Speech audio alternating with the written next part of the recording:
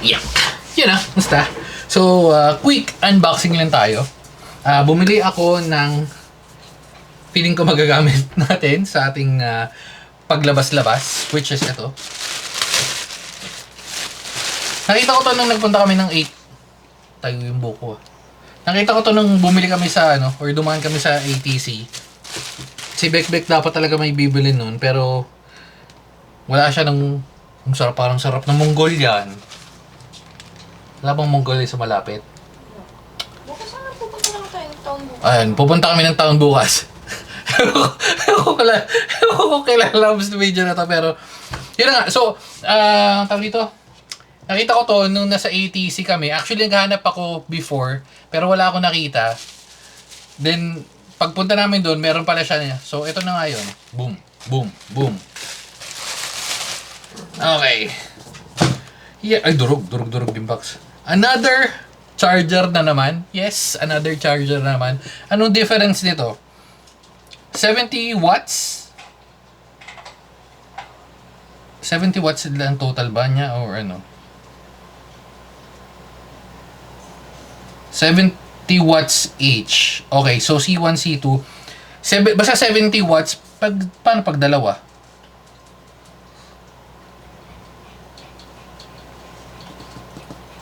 Malamang pag dalawa 35. Pero tong USB-C or USB-A is 33 watts. Which is still okay para sa iPhone, lalo na yung if meron ka pa rin ng type A na cable. Okay, going back, ito nga sinasabi ko, yung presyo nito nasa ATC parang roughly around nasa 2,000 something, pero nabili natin siya na 1,249 or 1,250, pero original niya 1,500. Parang alam ko nasa 2,000 to eh. Pero again, ito yung 70 watts version. Meron nitong isa pang version which is yung 35. Bakit tayo bumili nito? Ito yung lalagay ko sa bag kasi meron na tayong travel pouch na nandun lahat ng mga chargers natin. Ang problema naman doon, yung pouch ko na yun is nakalagay dun sa maleta. So pag nasa maleta yun at kailangan mag-charge, wala akong charger. Ito kaya natin binili, medyo mas maliit-liit. All sana, tignan natin Ari ko. Boom. Okay.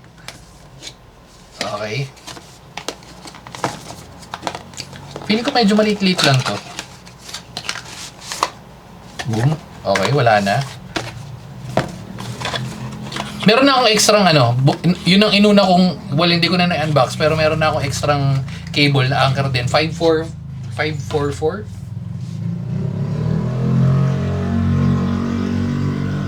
Wait. Total nabanggit ko din. Sabihin ko na sa inyo. Ito. Di ko makita. Ito, 544 nga. Yan. Ang bili natin is 277 or roughly mga 280. Yan. Anker R544. 240 watts yan. So, just in case na may lumabas na charger na mas malakas-lakas, at least future-proofing na yung natin, kable. Okay. Ito lang. Sakto-sakto. Maliit nga lang. Wala nang...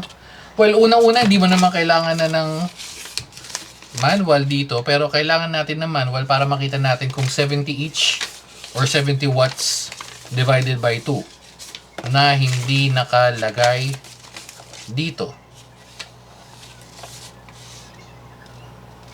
Wala nakalagay. Ang nakalagay lang sa kanya is 70 watts 3 ports. Yun na yun. Bukod doon, wala na. Pero kasi ito yung total wattage 70 watts so ganun, malamang ganun. 70 divided by 2 pagka tatlo divided by 3. So ito yung tsura, quick lang. Okay kasi yung iPhone na charger, pero napamigay na natin yun. At the same time, usually 15-20 watts lang yun, di ba? So at least ito medyo mas okay, lalo na sa mga laptop kasi at least 65 watts, di ba? Oh, yun, sakto. Very good.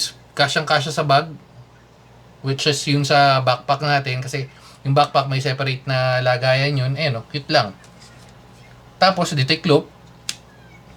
Ang problema lang natin dito is pag nasa airport at kailangan natin ng mga, di ba, yung mga iba-ibang klaseng saksakan. Pero usually naman ganito lang yun, standard. If ever, doon tayo magkakaproblema. Pero yan, maliit lang. Ayun, 70 watts, 70 watts. And then 33 nakalagay. Ayun, nakita nyo yan. Hindi nyo pala masyado makita. Yan o. So, laptop, 70 watts. Okay, yun lang. Sasama lang natin to sa thumbnail. Boom, boom, boom. Yan, thumbnail na natin yan para malinis lang. Check natin kung makita natin yung sinasabi ko. Kasi, yan. Bumili tayo. Ito, dito natin binili sa, oops, wait lang. Ayan, sa Anchor store. Alam ko na sa 2,000 something to. Ito yung isa natin nabili. Ito yung sinasa... hindi yan. Charger. Wala yata. Ito, 67 watts. Mas maliit to eh. Dapat pala ito na lang. Pero 2.5. Bago yata to. Wala, hindi ko to nakita nung bumili ako. Pero 67 watts lang.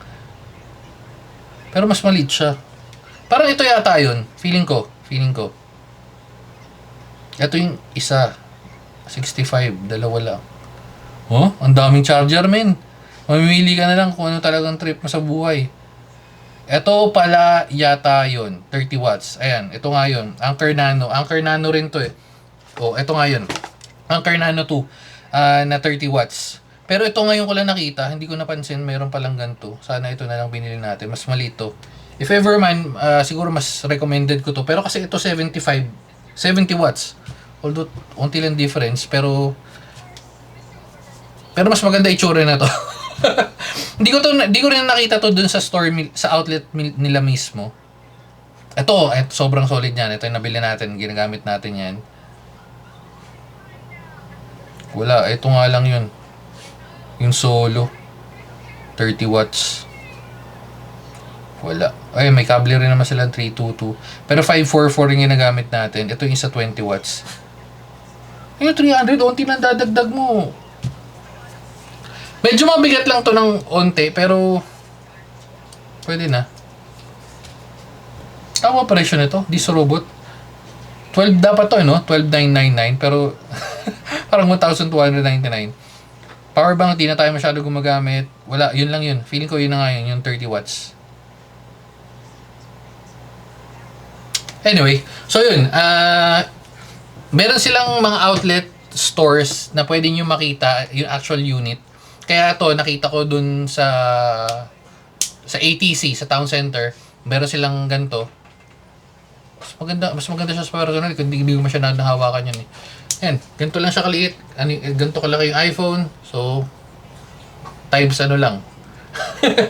Anyway, so dito na natin tatapusin. Very cute size. Sa presyong 1,200. Palag na. Bye na guys.